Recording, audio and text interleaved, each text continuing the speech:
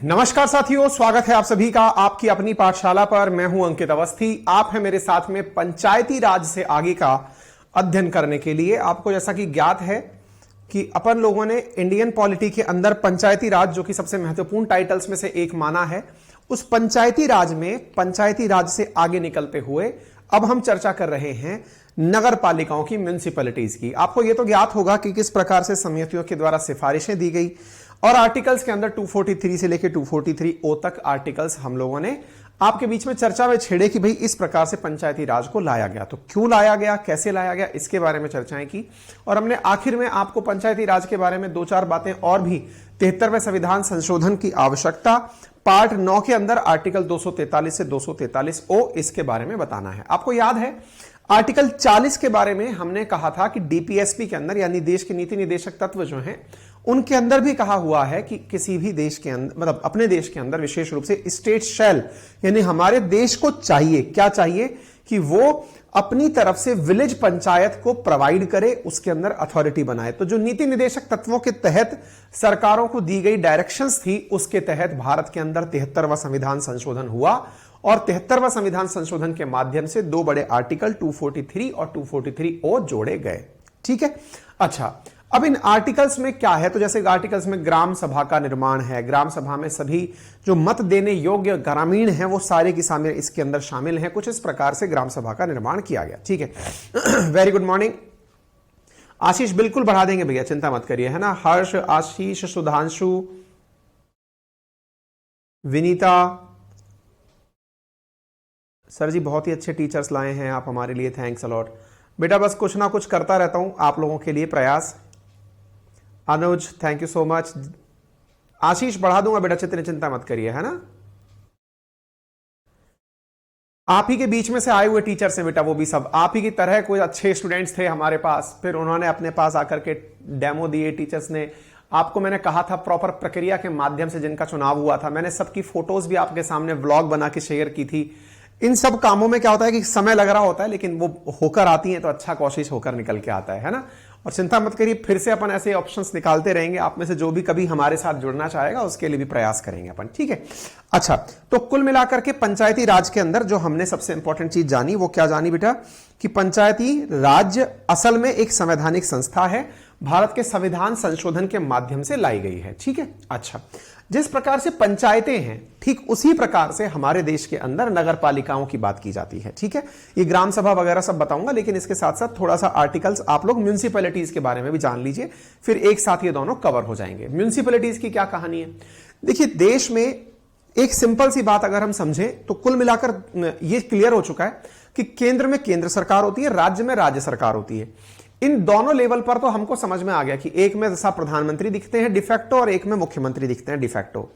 लेकिन वो केवल, भाई ऑब्वियस सी बात है ना कि देश की राजधानी में मुख्यालय बनाकर बैठे हुए हैं मुख्यमंत्री महोदय, देश के अंदर देश की राजधानी के अंदर मुख्यालय बनाकर बैठे हुए हैं प्रधानमंत्री महोदय और राज्य की राजधानी में बैठे हुए हैं मुख्यमंत्री महोदय। लेकिन जो जिले हेडक्वार्टर्स हैं, ग्रामीण क्षेत्रों के हेडक्वार्टर्स हैं, उनमें कौन किस प्रकार से शासन कर रहा है, तो उसको ध्यान में रखते हुए यह विचार किया गया कि ग्रामीण क्षेत्रों में तो ग्राम पंचायत आ गई, लेकिन नगरीय क्षेत्रों में, नगरीय क्षेत्र का मतलब क्या हुआ, जैसे आज जहां मैं रहता हूं ये भी तो एक नगर ही है ना भाई। मैं जिस शहर में रहता हूं, टायर 3 सिटी जिसे आप कह सकते हैं, अलवर में मैं रहता हूं, जयपुर में मैं रहता हूं, ये सब नगर हैं। नगर की भी तो अपनी आवश्यकता है ना, रोड, बिजली, पानी, ये सब अपनी आवश्यकताएं हैं। इसकी पूर्ति के लिए बार बार मुख्यमंत्री या प्रधानमंत्री को थोड़ी लिखा जाएगा। इसका मतलब यह हुआ कि जहां आम आदमी रहता है उसकी सुनवाई के लिए प्रशासनिक व्यवस्थाएं होनी चाहिए और उन्हीं प्रशासनिक व्यवस्थाओं को नगर पालिका या फिर शहरी स्थानीय सरकार कहा गया। जैसे गांवों के अंदर ग्राम पंचायत है, ऐसे शहरों के अंदर शहरी स्थानीय सरकार है। अब हो सकता है आप इसको रिलेट करने में थोड़ी दिक्कतें कर रहे हो। आसान भाषा में अगर मैं ये कहूं, आपके अपने शहर में जहां आप रहते हैं, आपको यह तो पता होगा कि आपके शहर का, आपके नगर का कोई पार्षद होगा, आपके वार्ड्स होंगे, जहां आप रहते होंगे, जिस कॉलोनी में आप रहते होंगे वो किसी वार्ड का हिस्सा होगा, उस वार्ड का एक पार्षद होगा और वो पार्षद आपके क्षेत्र के नाली से, सफाई से रिलेटेड जो कार्य हैं, बिजली से, पानी से, इनसे संबंधित जो कार्य हैं वो आपके करवाता होगा, है ना। तो इनका जो चुनाव है, पार्षद का जो चुनाव है, असल मायने में वो इसी के तहत किसके तहत? नगर पालिका और स्थानीय स्वशासन के तहत किया जाता है। तो 1992 के अंदर 74वें संविधान संशोधन के माध्यम से संवैधानिक इसको बनाया गया और इसके तहत भारत के संविधान में एक नया भाग जोड़ा गया जिसे पार्ट 9A कहा गया और यह 1 जून 1993 में जाकर क्या हुआ? लागू हुआ। ठीक है, तो आप समझिए पंचायती राज के लिए तो क्या किया गया? 73वां संविधान संशोधन और इसके लिए 74वां संविधान संशोधन। इसमें कौन सा पार्ट जोड़ा गया? 9A जोड़ा गया। उसमें कौन सा जोड़ा गया? 9 जोड़ा गया। क्लियर है? अच्छा, इसके साथ साथ 74वें संविधान संशोधन के बारे में मैंने आपको बता दिया। अब बड़ा सवाल बनता है कि क्या यह सबसे पहली बार संवैधानिक रूप से ही आ गया था क्या? मतलब कभी इसके पहले प्रयास नहीं हुए क्या? बिल्कुल हुए हैं। 1987-88 के अंदर मद्रास में पहली बार म्युनिसिपल कॉर्पोरेशन की स्थापना की गई थी। कब?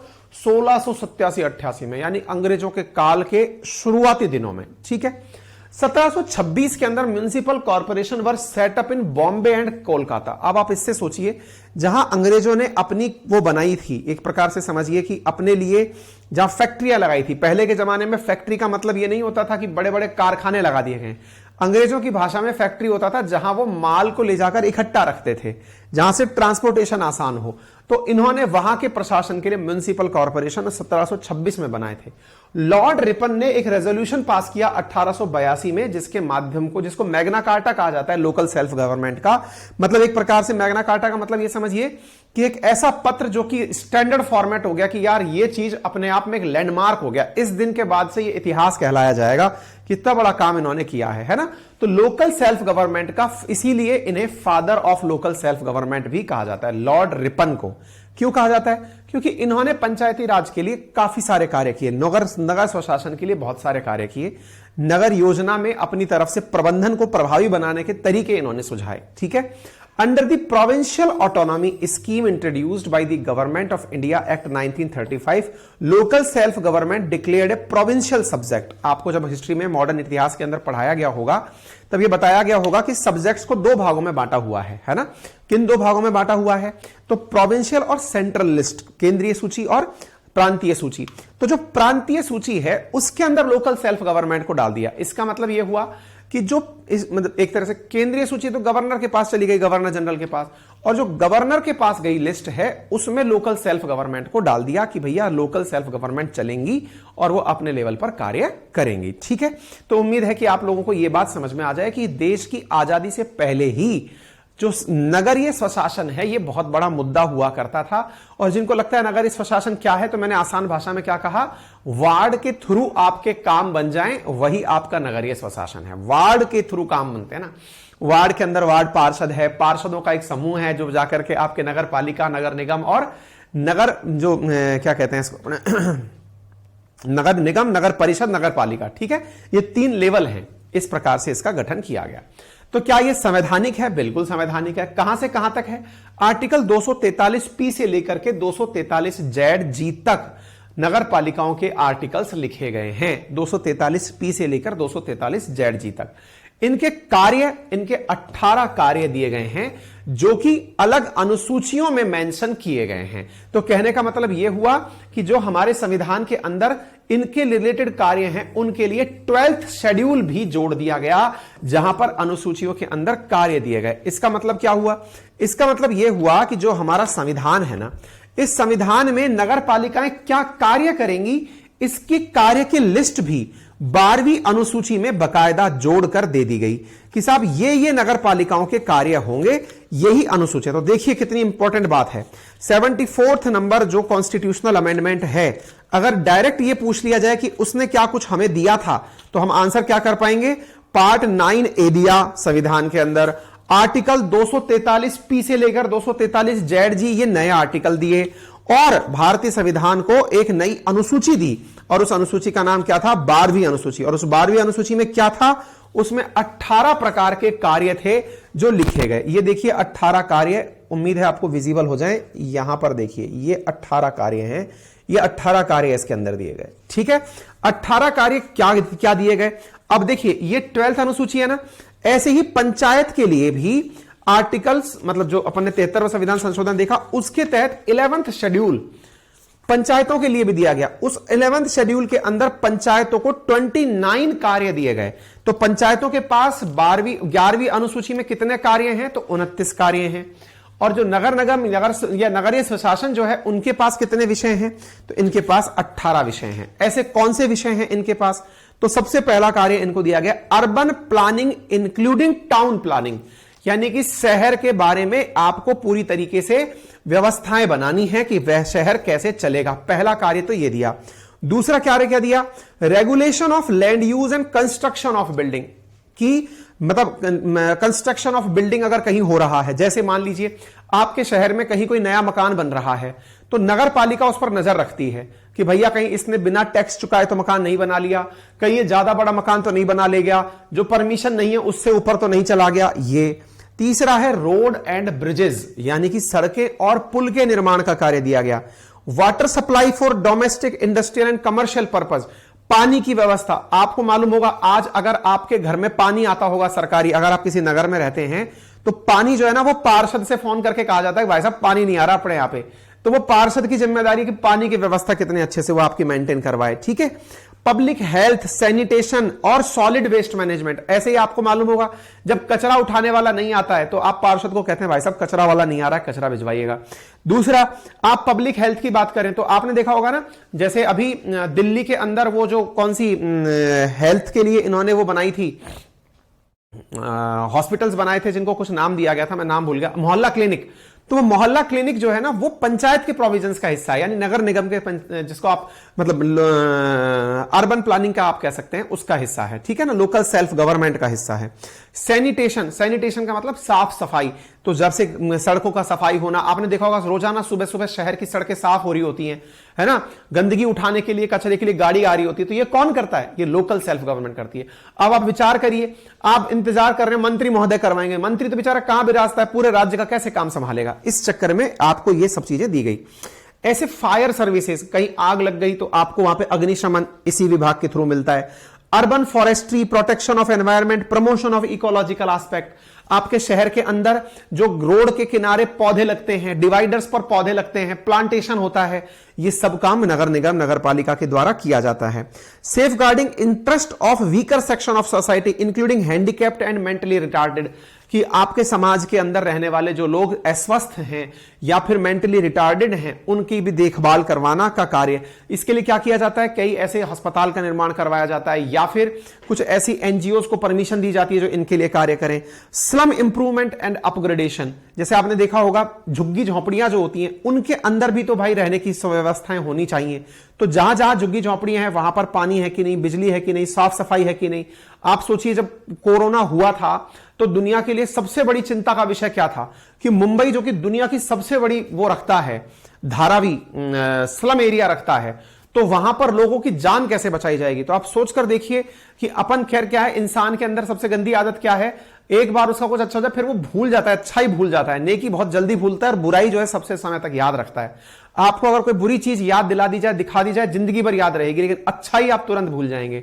धारावी में सोच के म्युनिसिपल कॉर्पोरेशन ने किस लेवल का मैनेजमेंट किया था, यह माना जा रहा था इतनी कंजस्टेड जगह है कि यहां कोई नहीं बचेगा, लेकिन म्युनिसिपल कॉर्पोरेशन ने अपने लेवल पर स्कूल्स वहां पर, पार्क्स वहां पर ओपन में हॉस्पिटल्स लगाकर, कोरोना के लिए कैंप लगाकर, सैनिटेशन, फॉगिंग, डिफॉगिंग, मास्क वितरण, इंजेक्शन सब लगाकर लोगों की जान बचाई।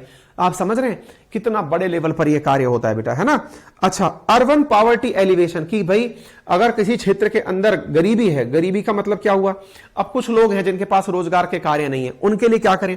तो उनके लिए कई जगह पर कहते हैं ना, जैसे कि रेडी पटरी लगाने वालों को जगह निर्धारित कर दी जाती है कि आप यहां पर अपनी रेडी पटरी लगाएंगे, उनके लिए जगह निर्धारित कर दी गई, उनको बैठने के लिए सराय बना दी गई, इस प्रकार से चीजें करना, है ना। Provision of urban amenities and facilities such as park बनाना, गार्डन बनाना, प्ले ग्राउंड बनवाना, एजुकेशनल और एस्थेटिक एस्पेक्ट को विकसित करना, burials and burial grounds, cremation ground, electric crematorium, मतलब शमशान घाट हुआ या फिर कब्रिस्तान हुआ, इस प्रकार की चीजें विकसित करना ताकि किसी प्रकार से समाज की जो आवश्यकताएं वो पूरी हो। मवेशियों के लिए तालाब का निर्माण करना, मवेशियों के साथ बुरा ना हो उसका ध्यान रखना। Vital statistics including registration of birth and death, जितने भी जन्म और मृत्यु हो रही हैं उनका पंजीकरण करवाना। आपने देखा होगा ना, आपका जन्म प्रमाण पत्र और मृत्यु प्रमाण पत्र दोनों नगर पालिका के द्वारा बनते हैं। Public amenities including street lights, parking lots, bus stops, public convenience, यानी कि गली के अंदर लगने वाली जो लाइट्स मिल रही हैं आपको, बस स्टॉप मिल रहा है, ये सब नगर पालिका का काम है। Regulation of slaughter houses and tanneries, जहां पर चमड़ा उद्योग काम कर रहा है उनका भी रेगुलेशन करना, ये भी इनका काम है। तो अब आप विचार करिए ये कितना बड़ा कार्य करती है नगर पालिका।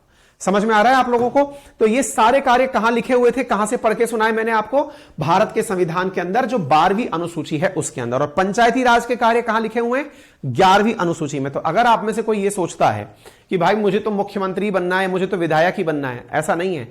आप अपने क्षेत्र के पार्षद भी अगर हैं तो उस क्षेत्र में इतने सारे कार्य हैं जिन्हें आप करवा सकते हैं, जिनका रेगुलेशन आप करवा सकते हैं, जिनकी परेशानियों का आप निजात कर सकते हैं। और पार्षदों से ही चेयरमैन बनकर आता है। अब वो जो चेयरमैन है वो डायरेक्ट निर्वाचित होगा जनता के द्वारा या पार्षदों के द्वारा निर्वाचित होगा, ये जो पूरी प्रक्रिया है ये राज्य सरकार निर्धारित करती है। ठीक है ना?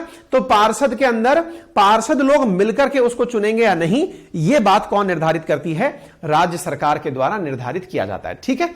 तो उम्मीद है कि आप लोगों को यह बात बता दी। अच्छा, अब सवाल बनता है तो सर कैसे डिसाइड करते हैं कौन सी नगरीय स्वशासन? तो देखिए, नगर panchayat, municipal council, municipal corporation, 3 प्रकार से। अगर ज्यादा बड़ा अर्बन एरिया है तो म्युनिसिपल कॉर्पोरेशन वहां होगा, जैसे कि जयपुर, जोधपुर, यहां म्युनिसिपल कॉर्पोरेशन है, नगर निगम है, जहां महापौर बैठता है जिसे आप मेयर कहते हैं। ऐसे ही नगर परिषद, जैसे अलवर जैसा जो शहर है, छोटा शहर है, यहां नगर परिषद होती है, जहां पर नगर परिषद का सभापति, जिसे अंग्रेजी में चेयरमैन कहते हैं, वो बैठता है। नगर पंचायत, जो कि ग्रामीण से शहरी क्षेत्र में संक्रमण वाले जो छोटे शहर हैं या फिर जिनको आप टाउन कह सकते हैं, कस्बा कह सकते हैं, वहां पर नगर पंचायत होती है, वहां पर भी चेयरमैन बैठता है ना? तो इस प्रकार से इनका चुनाव। तो अब इन तीनों के जो अध्यक्ष हैं इनका चुनाव कैसे होगा, इसके लिए राज्य सरकार निर्धारित करती है। अब यह बहुत प्रभावशाली पद होता है। यदि कोई व्यक्ति महापौर है या फिर कोई व्यक्ति मेयर है तो यह मानकर चलिए कि किसी मंत्री के बराबर ट्रेलर है उसका, किसी शहर का। अब मान लीजिए जयपुर है, लखनऊ है, कानपुर है, यहां का जो मेयर होगा वो किसी मंत्री से कम टेयर वो नहीं है उसका। कितना बड़ा काम मैंने आपको बता दिया, कितने सारे काम को वो मेंटेन कर सकता है, आप सोचकर देखिए। उसके आदेश से कितने सारे काम हो सकते हैं, है ना? तो उसके आदेश से बड़े काम हो सकते हैं, इसलिए वो बड़ा पद है। तो राज्य सरकारें क्या करती हैं, उस पद के लिए खुद से नियम बना देती हैं कि भाई पार्षदों के माध्यम से चुना जाएगा या जनता डायरेक्ट चुनेगी। तो डायरेक्ट और इनडायरेक्ट को लेकर के स्पष्ट प्रोविजन राज्य सरकारों को बनाने की ताकत दी गई है। ठीक है ना? तो उम्मीद है कि आपको यह बात अब अच्छे से समझ में आ गई होगी। ठीक है ना? क्लियर है? अच्छा, तो नगर पालिकाओं को ऐसी शक्तियां जिम्मेदारियों का स्वशासन प्रभावी ढंग से कार्य करने में सक्षम बनाती है। क्लियर हो गया? यहां तक समझ में आ गया? चलिए आगे बढ़ते हैं। अच्छा, अब एक इंपॉर्टेंट बात यह आती है कि सर इतना सब करने के लिए इनके पास पैसे कहां से आएंगे? तो ऐसे काम के लिए जो पैसे आते हैं वो टैक्सेस से, ड्यूटीज से, फीस से, इस प्रकार की चीजों से इनके पास में पैसे आते हैं। फिर आप सवाल पूछेंगे तो सर एक बात बताइए, ये जो कर हो गया, शुल्क हो गया, ये कहां से एकत्रित करते हैं? तो भैया इनको एकत्रित करने के लिए नगर पालिकाओं के द्वारा अपने लेवल पर टैक्सेशन किया जाता है। नगर पालिकाएं अपने लेवल पर टैक्सेशन लगाती हैं कि भैया टैक्स लगा दो और इस काम को टैक्स के माध्यम से कराया जाएगा। ठीक है ना? तो टैक्सेशन लगाने की जो सुविधा है वो किसको दी गई है? नगर पालिकाओं को दी गई है। और राज्य सरकार भी अपने लेवल पर टैक्स लगा सकती है। ठीक है? क्या सर नगर पालिका के चुनाव कैसे होते हैं? तो आप और हम डायरेक्ट प्रत्यक्ष निर्वाचन देते हैं, लेकिन राज्य के अंदर, अब ये एक सवाल है जो बहुत अच्छे से कई बार पूछा गया है, ये जो लोकल सेल्फ गवर्नमेंट है ना, चाहे पंचायत हो चाहे नगर निगम हो, इनके अंदर जो इलेक्शन करवाने वाली बॉडी है वो स्टेट इलेक्शन कमिश्नर होता है। ध्यान से सुनिएगा। अपने एक तो है केंद्रीय चुनाव आयोग, सेंट्रल चुनाव आयोग, है ना, जो कि किस किस के चुनाव करा रहा है? सांसदों के चुनाव, विधायकों के चुनाव, राष्ट्रपति के चुनाव, उपराष्ट्रपति के चुनाव, बड़े लोगों के। लेकिन किसी राज्य के अंदर पंचायत और नगर निगम, इनके चुनाव कराने वाली जो संस्था है ना, उसका नाम है राज्य निर्वाचन आयोग। और वो भी एक संवैधानिक संस्था है। 243I के तहत उसके गठन का प्रावधान है, संवैधानिक है। ठीक है? और फंड के लिए 243 के उल्टा बोल दिया हूं शायद, 243I इनकम इलेक्शन, 243 के इलेक्शन, आई के लिए है, 243 के इलेक्शन के लिए है, उल्टा बोल दिया मैंने। ठीक है ना? ठीक है। अच्छा, interference of courts of electron matter, अगर ऐसे मामलों में कहीं अगर चुनाव में कोई चीज अटक जाए तो अदालतों के हस्तक्षेप को रोक लगाता है। यह घोषणा करता है कि निर्वाचन क्षेत्रों का परिसीमन, सीटों के आवंटन संबंधी किसी भी कानून की वैधता पर किसी भी अदालत में सवाल नहीं उठाया जाएगा। बिल्कुल वैसे ही जैसे अपने विधायक और सांसदी के लिए होता है, ऐसे प्राधिकारी को प्रस्तुत की गई है जो चुनाव याचिका या राज्य विधायिका द्वारा प्रदान किए जाएंगे। तो कुल मिलाकर के ये समझिए कि जो म्युनिसिपल अपनी जो सरकारें चलती है ना, उनमें राज्य सरकार का जो इंटरफेयर है वो इनके चुनाव की प्रक्रिया को लेकर है, इनको दिए गए राजस्व को लेकर है। अगर पैसा ही नहीं मिलेगा तो फिर कार्य कैसे चलेगा? ठीक है ना। हाँ जी, स्टेट इलेक्शन कमीशन 243K है। ठीक है, चलिए आगे बढ़े। तो टाइप ऑफ अर्बन गवर्नमेंट कितने प्रकार का है, ये हालांकि मतलब एडिशनल पार्ट है, पढ़ना चाहो तो पढ़ना, नहीं तो इसको लीव कर सकते हो। बोले क्यों? क्योंकि देखो असल में क्या है ना, municipal corporation, municipalities, notified area committee, town area committee, cantonment board, township, port trust, special purpose agency, ये सब एक प्रकार से नगर नियोजन का ही प्लान है। मैं इसको आसान भाषा में पहले समझाता हूं, फिर इसके अंदर थोड़ा सा डिटेल कराऊंगा, आप बेसिक रूप से समझ जाएंगे। जैसे आज मैंने आपको उदाहरण दिया, आप अपने शहर का कोई भी कस्बा जो गांव के बिल्कुल नजदीक लगा हुआ कस्बा है, कस्बा से मतलब समझ गए, गांव के ही लोग थे, मंडी के नजदीक पहुंच करके अपना शहर बसा लिए। ठीक है, तो गांव के लोग थे, मंडी तक पहुंच गए। एक तो स्थिति ये थी, मंडी वाले लोग जो कस्बे से लोग थे वो निकलकर आए एक शहर में। तो जैसे मैं अपने उदाहरण के रूप में बताऊं, राजस्थान में जयपुर राजस्थान की राजधानी है, तो ये तो टियर 2 सिटी टाइप की एक जगह हो गई, बड़ा शहर हो गया। टियर 1 क्या है, जैसे दिल्ली, मुंबई, कोलकाता, इस टाइप की जगह। ठीक है, अच्छा, बड़ी शहर हो गया। तो जयपुर के रेस्पेक्ट में अलवर टियर 3 सिटी है, यानी कि थोड़े छोटे जिले हैं।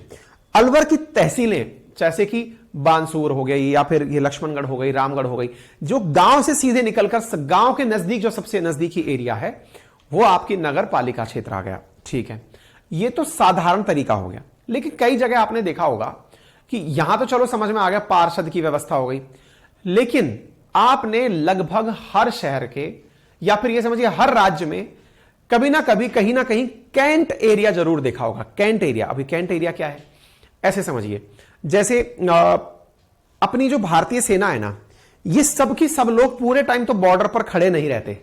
हमने बहुत सारी सेना को रिजर्व में भी रखा हुआ होता है, और सबको एक ही बार में बॉर्डर पर खड़ा कर दिया तो सारी की सारी क्लाइमेटिक कंडीशंस अच्छी नहीं है वहां पे। इसलिए वहां के लोग, यानी कि वहां के जो सैनिक हैं, वो सर्कुलेशन में 3 साल कोई बॉर्डर पे कर आया, अब वो पीस एरिया में आ जाएगा। पीस एरिया में मतलब कि डाउन हिल्स आ जाएगा, प्लेनर एरिया में रहने लगेगा। तो सैनिकों के रहने के लिए जहां वो अपने परिवारजनों के साथ अपनी पूरी प्रैक्टिसेस को करते हुए, अपने अभ्यास को करते हुए ग्राउंड एरिया में रहते हैं, उन एरिया को सामान्यतः कैंट एरिया कहा गया है। ये जनरली ट्रेन के नजदीक होते हैं, रेलवे स्टेशन के नजदीक बनाए जाते हैं, जैसे दिल्ली कैंट है, आगरा कैंट है, ताकि कभी जरूरत पड़े तो फटाक से सेना को ट्रेन में बिठा करके नजदीकी क्षेत्र जहां पे भी बैटलफील्ड है वहां भेजा जा सके। यह प्रोविजन रखा गया है। कहीं कहीं पर कैंट शब्द यूज नहीं किया जाता है, छावनी शब्द यूज हिंदी में किया जाता है। जैसे मेरे शहर अलवर में ईटाराना छावनी है, बहुत बड़े एरिया में सेना यहां पर रहती है। अच्छा, लेकिन जब सेना रह रही है तो सेना के सैनिक भी तो भाई भारतवासी हैं, उनके भी तो बीवी बच्चे हैं, उनके लिए भी तो सारी वैसी ही सुविधाएं आवश्यक हैं जैसे कि सारी की सारी सुविधाएं अपने शहरों में होती हैं। इसका मतलब जैसे हमारे शहरों में स्ट्रीट लाइट्स है, जैसे हमारे शहरों के अंदर स्कूल्स की बात थी, पार्क की बात थी, ऐसे तो रिहायशी इलाका कैंट वाला एरिया भी हो गया। तो जो कैंट का एरिया रिहायशी इलाका है तो वहां पर भी अर्बन प्लानिंग की आवश्यकता है। तो ऐसी स्थिति के अंदर कैंटोनमेंट बोर्ड बनाया जाता है। आसान भाषा में समझ गए अब आप कैंटोनमेंट बोर्ड क्या है? तो कैंटोनमेंट बोर्ड एक प्रकार से कैंट की नगर पालिका है, वहां पर भी वैसे ही कार्य होंगे जैसे कि अपने नगर पालिका में होते हैं। क्लियर हो गया? एक शब्द है जैसे कि टाउनशिप। अब ये टाउनशिप क्या होती है? आपने कई बार देखा होगा, कई बड़ी बड़ी कंपनियां बड़ा जैसे सहारा सिटी लखनऊ में लगता है अपने आप में एक नया जिला है, तो ये टाउनशिप प्लान है, हालांकि किसी प्राइवेट बिल्डर ने डेवलप किया। ऐसे ही मान लीजिए किसी सरकारी संस्था, जैसे राजस्थान के अंदर हाउसिंग बोर्ड है, राजस्थान हाउसिंग बोर्ड, उसने कोई टाउनशिप डेवलप करी, तो उस टाउनशिप के अंदर अभी नई डेवलपमेंट हुई है, तो लेकिन फिर भी उसमें भी तो सारी सैनिटेशन की, स्वच्छता की, पानी की, कचरा की, सबका प्रबंधन करना होगा। तो टाउनशिप का भी प्रबंधन होता है। तो यह भी अपने आप में टाइप ऑफ अर्बन गवर्नमेंट है। टाउनशिप के अंदर भी आपने देखा होगा, आपने जो भी सोसाइटीज देखी होंगी वहां सोसाइटी का मैनेजर होता है, सोसाइटी के लोग होते हैं, इलेक्शन होता है। पोर्ट ट्रस्ट क्या है? अपने देश में बहुत सारे पोर्ट्स हैं, है ना? तो जैसे मान लीजिए कांडला पोर्ट की अपन बात करें, तो पोर्ट पे जहाज उतरा, माल अनलोड हुआ, अनलोड माल को आपने अपने अपने डेस्टिनेशंस पर भेज दिया, ये तो हुआ एक प्रक्रिया। लेकिन विचार करिए, माल उतरा तो कितने प्रकार के लोग इन्वॉल्व हुए पोर्ट के ऊपर, जहाज से आए हुए लोग, जहाज पे माल चढ़ाने वाले लोग, और हजारों की संख्या में जहाज खड़े हैं, उनके मेंटेनेंस वाले लोग, माल को अपलोड लोड करने वाले, स्टॉक करने वाले, उसका मेंटेनेंस करने वाले, यानी कि पोर्ट के आसपास भी लगभग 1000-2000 लोगों का निवास स्थान होता है, क्योंकि इतने लोगों की एनी टाइम जरूरत पड़ती है। तो जब इतने लोगों की जरूरत पड़ रही है, तो इसका मतलब अगेन क्या हो गया कि पोर्ट के पास भी ऐसी व्यवस्था होनी चाहिए, क्योंकि जहां जहां इंसान रह रहा है उसके विकास के लिए, उसके निवास के लिए व्यवस्थाएं करनी पड़ेंगी। तो पोर्ट ट्रस्ट क्या है? पोर्ट के आसपास रहने वाले क्षेत्रों में, ठीक है। तो म्युनिसिपल कॉर्पोरेशन, म्युनिसिपलिटी, ये तो समझ में आ ही गया था। Town area committee, notified area committee. Notified area का मतलब क्या हुआ? कई बार सरकार कुछ एरिया को नोटिफाइड कर देती है। नोटिफाइड का मतलब यह हुआ कि भाई ये क्षेत्र विशेष प्रकार से विकसित किया जाएगा, विशेष प्रकार से विकसित किया जाएगा। जैसे मान लीजिए कि राजस्थान के अंदर अभी जैसे हमारा जो जयपुर है, वो एक प्रकार से हेरिटेज में कन्वर्ट कर दिया 4 दीवारी को। अब ये 4 दीवारी को सरकार चाहे तो नोटिफाई कर सकती है कि भाई इस क्षेत्र का विकास करने के लिए अलग व्यवस्था बैठेगी। इसीलिए हमारे जयपुर में ग्रेटर जयपुर विकास निगम अलग से बनाया गया है कि भाई इसके लिए अलग से व्यवस्था करो। जैसे अहमदाबाद का जो पुराना अहमदाबाद है, हेरिटेज में डाल दिया गया, तो ऐसी स्थिति में उसका विकास बोले अलग से करो। तो कुल मिलाकर के विकास के लिए कुछ क्षेत्रों को समटाइम्स नोटिफाइड कर दिया जाता है, सरकार अपने द्वारा अधिसूचित कर देती है कि भाई इस क्षेत्र का विकास करने के लिए ये व्यवस्थाएं करी जाएंगी, ठीक है। नोटिफाइड एरिया सरकारी अधिसूचना में शामिल वो क्षेत्र हैं जिनके लिए सरकार स्पेशली ध्यान देती है कि भाई इस क्षेत्र का विकास करना है, इस तरीके से करा जाएगा, ठीक है। तो नोटिफाइड एरिया कमेटी हो गया। फिर town area committee. Town area committee बिल्कुल वैसे ही जैसे अपन ने अभी कहा ना, टाउनशिप और टाउन एरिया कमेटी में क्या अंतर है? टाउनशिप तो डिक्लेयर्ड होती है, लेकिन टाउन का एरिया, अब आप पूछेंगे सर मैं तो नगर पालिका में, टाउन एरिया कमेटी में, इन्हीं में कंफ्यूज हो गया। अभी मैं आपको बताता हूं। देखिए, नगर पालिका तो सुव्यवस्थित तरीके से कोई नगर बना था तो बन गई, लेकिन कई बार क्या होता है, अब जैसे हमारे यहां पे नीमराना राजस्थान के अंदर, मैं अपने उदाहरण इसलिए दे रहा हूं ताकि आप अपने अपने जगह के अपने अपने उदाहरण समझ लीजिए। नीमराना के अंदर जापानी जोन है, कोरियन जोन है।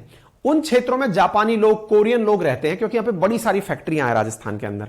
तो उन क्षेत्रों के अंदर वो पूरा की पूरा नीमराना, अब देखिए नीमराना इटसेल्फ नगर पालिका के क्षेत्र में आ गया मान लीजिए, लेकिन उन क्षेत्रों में जो कोरियन क्षेत्र है या फिर जापानी जोन है, वहां पर यह ध्यान रखना कि यहां पर सारी की सारी वैसी स्थितियां रहें, व्यवस्थाएं रहें, ताकि जो स्टैंडर्ड हमने सेट किया उस हिसाब से हो।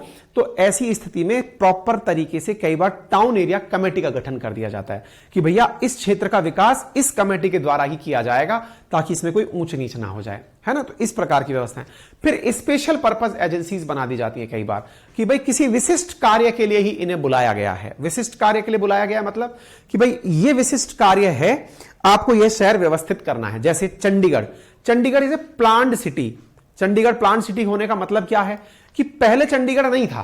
तो बोले पहले क्या था? बोले पहले जगह थी बस, वो वहां पर बकायदा हर चीज प्लानिंग के साथ बनाई गई कि यहां पर सड़कें बनेंगी, यहां हॉस्पिटल बनेगा, यहां स्कूल, और फिर लोगों को लाकर बसा दिया गया। तो ऐसी स्थिति में स्पेशल पर्पस एजेंसीज का गठन करके पहले शहर विकसित किया जाता है, और जब शहर विकसित हो जाता है फिर उसके ऊपर फिर वही म्युनिसिपल कॉर्पोरेशन, म्युनिसिपैलिटीज, उनके हवाले उसको कर दिया जाता है, ठीक है। तो ये आपसे कोई पूछता नहीं है, लेकिन डिफरेंट टाइप ऑफ गवर्नेंस है। टाइप ऑफ गवर्नेंस भी मत कहिए, एग्जीक्यूशन ऑफ गवर्नेंस है कि गवर्नमेंट अपने आप को कैसे कैसे एग्जीक्यूट करती है, ठीक है। ये मैंने आपको बता दिया, हो गया साहब। हां, तो जो मैंने आपको पंचायती राज के अंदर शुरुआत में बताया था ग्राम सभा, तो ग्राम सभा के बारे में मैंने आपको बता दिया। पंचायती राज के अंदर जो छूटी हुई चीज थी ग्राम सभा, इसके बारे में कई बार पूछा जाता है कि क्या ये संवैधानिक संस्था है? बिल्कुल है। क्यों है? क्योंकि हमारे पंचायती राज के संविधान के अंदर ये मेंशन्ड है। ग्राम सभा पंचायती राज व्यवस्था की प्राथमिक संस्था है। पंचायत सब क्षेत्र के सभी पंजीकृत मतदाता इसमें शामिल होते हैं। कई बार ग्राम सभा को लेकर प्रश्न पूछ लिया जाता है कि ग्राम सभा क्या है। अब हम कंफ्यूज हो जाते हैं कि जहां पे सब लोग पंचायती करते हैं, तो वहां पे ऑप्शन देके पूछता है जहां सभी 18 साल से ऊपर के लोग पंजीकृत हों, जहां सभी 21 साल से ऊपर के लोग पंजीकृत हों, या फिर जहां पर सभी मतदाता पंजीकृत हों। इस प्रकार से ऑप्शन देके पूछता है। ग्राम सभा गांव की वो सबसे पहली संवैधानिक इकाई है जिसमें उस गांव के मतपत्र में शामिल जो 18 साल से ऊपर के लोग हैं वो शामिल होते हैं, वो ग्राम सभा होती है।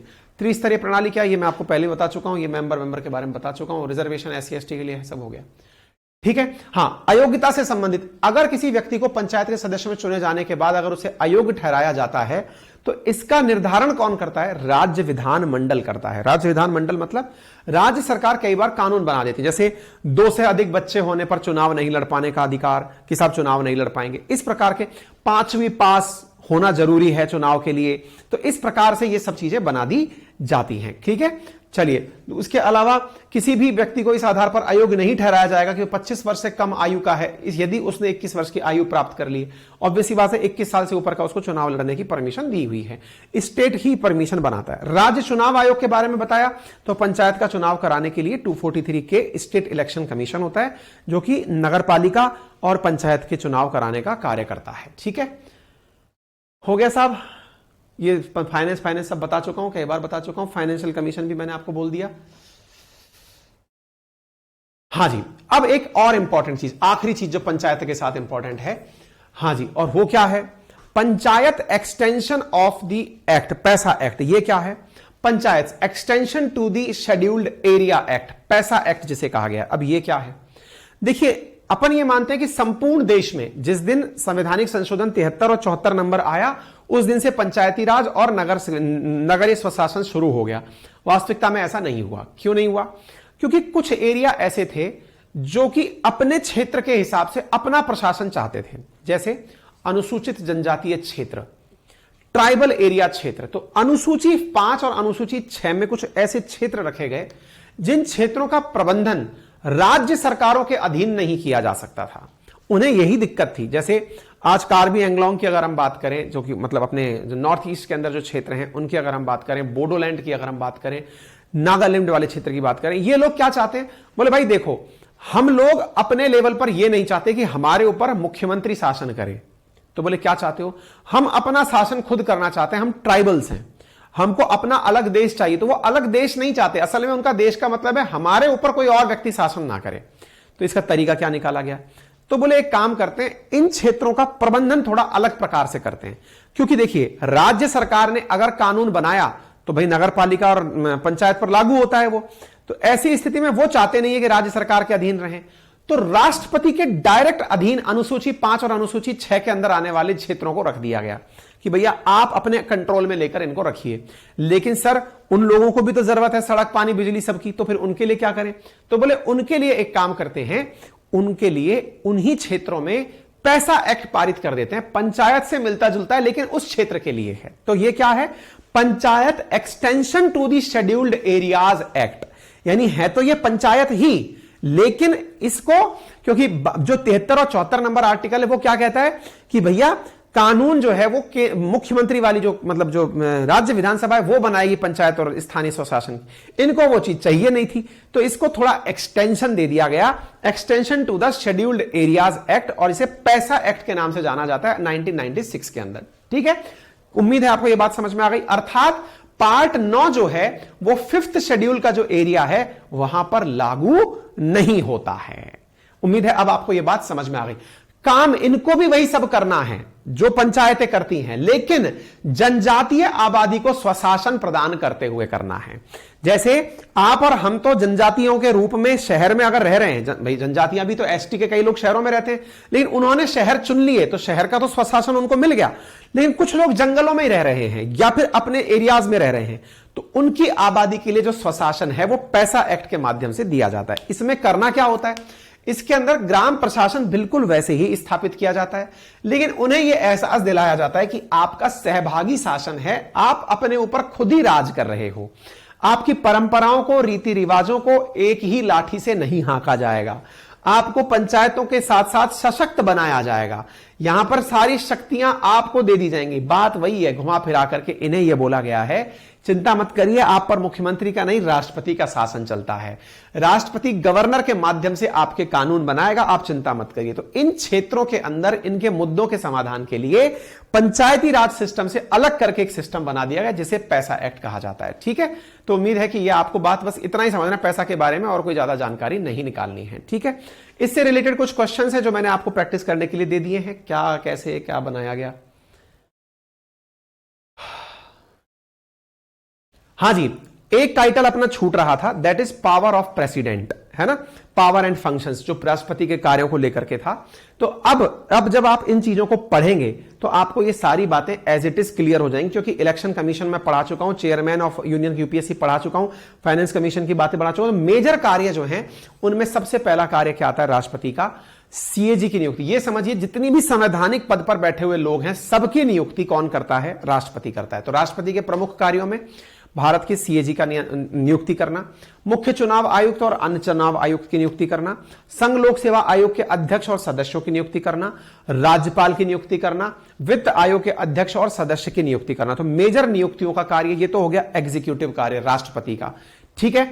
अच्छा, इसके साथ साथ राष्ट्रपति की विधायी शक्तियां क्या क्या हैं, तो यदि कोई भी, और ये अब अपन को क्लियर हो चुका है कि अगर मान लीजिए कि कभी लोकसभा और राज्यसभा किसी बात को लेकर सहमत ना हो तो उनको संयुक्त बैठक के लिए बुलाना, ये इनकी लेजिस्लेटिव पावर हो गई। तो मैंने आपको पहले प्रेसिडेंट जब पढ़ा रहा था तब पावर को क्यों होल्ड कर दिया था, ताकि आपको संसद पढ़ा दूं फिर मैं इसे पढ़ाऊंगा। तो संसद में अब अपन ये सीख चुके हैं कि लोकसभा से कोई बिल पास हुआ हो, राज्यसभा उसे पास ना की हो, तो संयुक्त बैठक का प्रावधान है, जिसकी अध्यक्षता कौन करता है, स्पीकर ऑफ लोकसभा करता है। तो उसकी बैठक बुला कौन सकता है, तो राष्ट्रपति बुला सकता है, ठीक है। सीटें खाली होने पर लोकसभा के अध्यक्ष, उपाध्यक्ष, राज्यसभा के सभापति, उपसभापति की नियुक्ति राष्ट्रपति कर सकता है। अब ये आपको सारी की सारी बातें अध्यादेश जो आर्टिकल 123 के तहत आता है वो राष्ट्रपति दे सकता है। फाइनेंशियल पावर की बात की जाए तो मनी बिल हो इससे पूछकर आता है, बजट हो इससे पूछकर आता है, और जो ग्रांट्स हो वो इससे पूछकर आती है। आकस्मिक निधि से पैसा निकालना हो राष्ट्रपति से पूछ के निकाला जाता है। ये इनकी वित्तीय शक्तियां हैं। जुडिशियल पावर के तहत अपन ने जब सीजेआई के बारे में पढ़ा था तो अपॉइंटमेंट ऑफ सीजेआई वो भी इसके साथ है। एक जो इंपॉर्टेंट पावर है जुडिशरी से रिलेटेड वो है इनकी क्षमा दान की शक्ति, यानी कि इनके पास आर्टिकल 72 के तहत क्षमा देने का अधिकार है। क्षमा देने का अधिकार है और वो किसके पास है, राष्ट्रपति के पास है। कि ये सजा, जैसे अभी अपन कतर के मामले में क्या कह रहे हैं कि वहां के राजा के पास नेशनल डे पर क्षमा देने का अधिकार होता है कि वो क्षमा दे सकता है किसी को, ऐसे हमारे राष्ट्रपति के पास भी क्षमा देने का अधिकार आर्टिकल 72 के तहत दिया गया है, ठीक है। राजनयिक शक्तियों के बारे में अगर बात करें तो जितनी भी अंतरराज्यीय संधियां होती हैं या समझौते होते हैं वो सब राष्ट्रपति के नाम से होते हैं। अगर बात की जाए मिलिट्री पावर की तो हमारी जो तीनों सेनाओं का जो हेड होता है, कमांडर इन चीफ जिसको कहा जाता है, कमांडर ऑफ डिफेंस फोर्सेस, वो कौन होता है, वो हमारा राष्ट्रपति होता है। बात इमरजेंसी की जाए तो इमरजेंसी के अंदर भी चाहे नेशनल इमरजेंसी हो, चाहे प्रेसिडेंशियल रूल हो या फाइनेंशियल इमरजेंसी, तीनों के केस में मैंने बताया था राष्ट्रपति ही प्रोक्लेम करता है, उद्घोषणा राष्ट्रपति के द्वारा ही की जाती है। तो ये इमरजेंसी की पावर राष्ट्रपति के पास हो गई। अध्यादेश बनाने का, यानी कि जब संसद सत्र में ना हो तो आर्टिकल 123 का उपयोग करके राष्ट्रपति अध्यादेश, यानी कि जिन पर कानून बन सकता है उनका अपनी शक्तियों की पालना करते हुए उन्हें एग्जीक्यूट करा सकता है। तो ये सारी बातें इन सम आपको प्रेसिडेंट की पावर के रूप में यहां पर करा दी गई हैं। उम्मीद है कि आप लोगों को यह जानकारी अच्छे से समझ में आ गई हो। बताइए साहब, सर आपने इतने टॉपिक पढ़ाए हैं, इनका रिवीजन कैसे करें प्लीज बताइए। ये बड़ा सवाल है भाई साहब, इतने टॉपिक पढ़ा दिए, ये वास्तविकता भी है, बहुत ज्यादा पढ़ा दिया। रिवीजन के लिए बेटा सबसे अच्छा तरीका है कि कोई स्टैंडर्ड टेक्स्ट बुक फॉलो करो। आपके पास टेक्स्ट बुक नहीं है तो आप हमारे नोट्स परचेज कर सकते हैं। मैंने आपको पहले भी कहा है, मैंने जो भी टाइटल पढ़ाए हैं ये सारे के सारे मेरे जो नोट्स आपको दिए गए हैं उनमें उपलब्ध हैं। तो अपने नोट्स को फॉलो करिए, वहां पर सारी चीजें आपको मिल जाएंगी।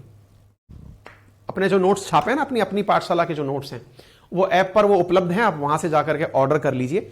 और नोट्स को प्राप्त करने के लिए जो फाउंडेशन, जीएस फाउंडेशन वाला जो नोट्स है ना, जिसमें ज्योग्राफी पूरी पढ़ाई है मैंने, पूरे नोट्स में है।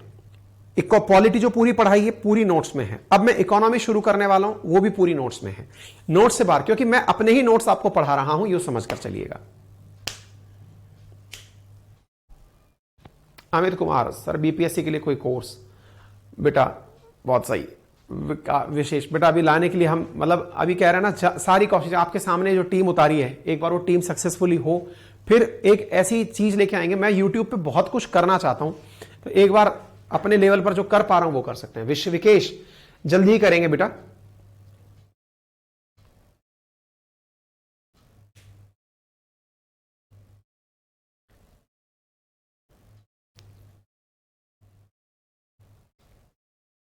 हाँ, बाकी करंट अफेयर का बैच चल ही रहा है अपना, उसमें मतलब कल नेशनल वाला पार्ट डिस्कस करेंगे। अगर आपने करंट अफेयर का बैच ज्वाइन कर लिया तो बेहतर है, नहीं किया तो चाहो तो कर लो, कोई दिक्कत नहीं है। ठीक है। राजस्थान और इंडिया की हिस्ट्री, ज्योग्राफी, कल्चर की क्लास, मोहित कुमार। बेटा एक बार में ही सारी चीजें शुरू नहीं हो जाती ना भाई, आपको 4 से 5 क्लासेस पर डे दी जा सकती हैं। सब्जेक्ट 16 हैं, 16 सब्जेक्ट्स को आप एक साथ कैसे शुरू कर देंगे? तो आप चिंता मत करिए, आपका जो कोर्स कैरिकुलम है उसके अकॉर्डिंग आपको 4-5 क्लासेस पर डे दी जा रही हैं। इससे ज्यादा क्लासेस एक बार में शुरू नहीं होती हैं। ठीक है, चलिए, थैंक यू सो मच, अपना ख्याल रखिए।